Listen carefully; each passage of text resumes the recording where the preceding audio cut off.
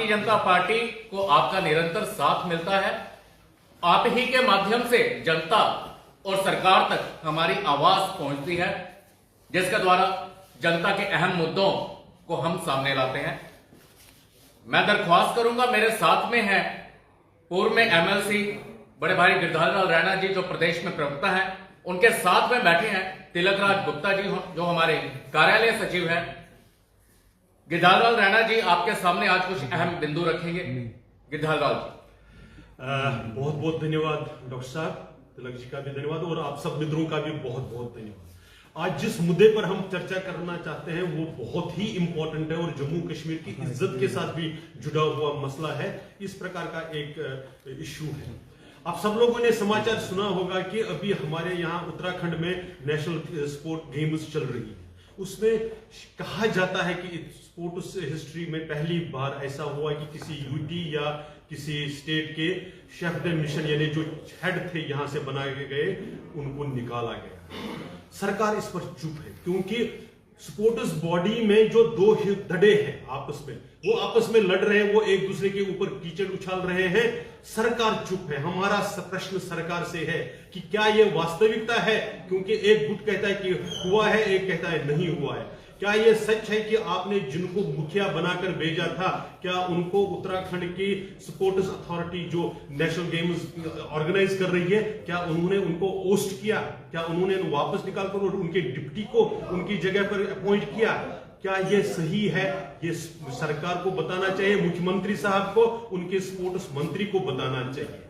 ये सिर्फ इतनी ही बात नहीं है कि वहां पर जो मैं जैसे बता रहा हूं कि माना जाता है कि ये पहली बार इंडियन स्पोर्ट्स हिस्ट्री में इस प्रकार से हुआ है। आखिर ऐसा क्यों है?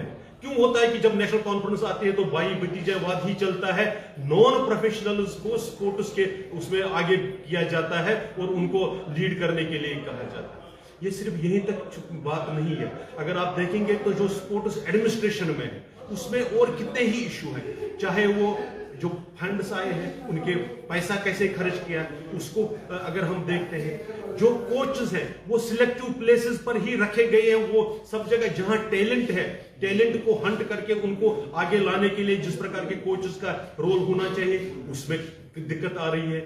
जो इंफ्रास्ट्रक्चर के लिए सरकार, खासकर केंद्र सरकार की तरफ से जिस प्रकार से फंडिंग हो रही है, उसको यहां पर जो उसमें भी जम्मू के साथ विशेषकर जिस तरह का डिस्क्रिमिनेशन होता है, टूर्नामेंट्स को ऑर्गेनाइज करने में जिस प्रकार की दिक्कत हो रही है, तो हमारा भारतीय जनता पार्टी का कहना है कि सरकार को अपनी चुप्पी तोड़नी चाहिए।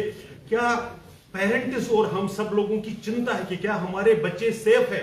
अगर आपने ऐसे मुखिया को बनाकर भेज दिया जिसको वहां से निकाला गया, किस कारण से निकाला गया, इस पर हम सरकार का, खासकर मुख्यमंत्री और जो कंसर्न मंत्री है उनसे स्टेटमेंट चाहते हैं कि वो बोले कि सच्चाई क्या है, क्या हुआ है वहां पर और क्या हमारे बच्चे सेफ हैंड्स में है। इन्हीं कारणों से अगर आप देखेंगे कि हमारी पोजीशन जो स्पोर्ट्स में है जम्मू कश्मीर की, वो बहुत ही वीक रहती है। इन नेशनल स्पोर्ट गेम्स में भी हम 24वें स्थान पर हैं। 32 या 33 टोटल यूटी स्टेट्स है, उसमें हमारी 24वें स्थान है। वो भी कुछ प्राइवेट इनिशिएटिव्स जिन स्पोर्ट्स में रहा है उनके कारण हमारे पास कुछ गोल्ड मेडल भी मिले हैं, जिसकी वजह से हम 24 में, नहीं तो शायद हम लास्ट में होते। तो स्पोर्ट्स एक इंपॉर्टेंट एस्पेक्ट है आज की लाइफ का। युवा की एनर्जीज को, युवा जोश को चैनलाइज करने के लिए बहुत ही इंपॉर्टेंट एस्पेक्ट रहता है। अगर इनके साथ खिलवाड़ होता है, क्योंकि नेशनल कॉन्फ्रेंस की इतिहास रहा है, अगर हम जम्मू कश्मीर जो क्रिकेट एसोसिएशन का भी है उसका भी इतिहास देखते हैं तो स्वयं मुख्यमंत्री साहब का भी नाम आया हुआ है।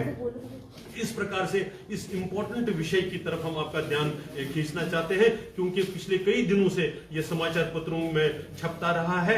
हमें सच्चाई नहीं मालूम है, हम सच्चाई जानना चाहते हैं। ये जो धड़ेबाजी अंदर चल रही है, उस धड़ेबाजी को आप कैसे कर्ब करने जा रहे हैं, कैसे स्पोर्ट्स को आप प्रमोट करने जा रहे हैं, कैसे फेयरली सब जगह डिस्ट्रीब्यूशन हो, ये किस प्रकार से आप निश्चित करना चाहते हैं, ये लोग जानना चाहते हैं। लेकिन सबसे इंपॉर्टेंट बात, जो हमारे बच्चे और बच्चियां, चाहे वो जिम्नास्टिक्स में, चाहे वो कहीं पर भी जब वो बाहर जाते हैं, क्या वो सेफ हाथों में है?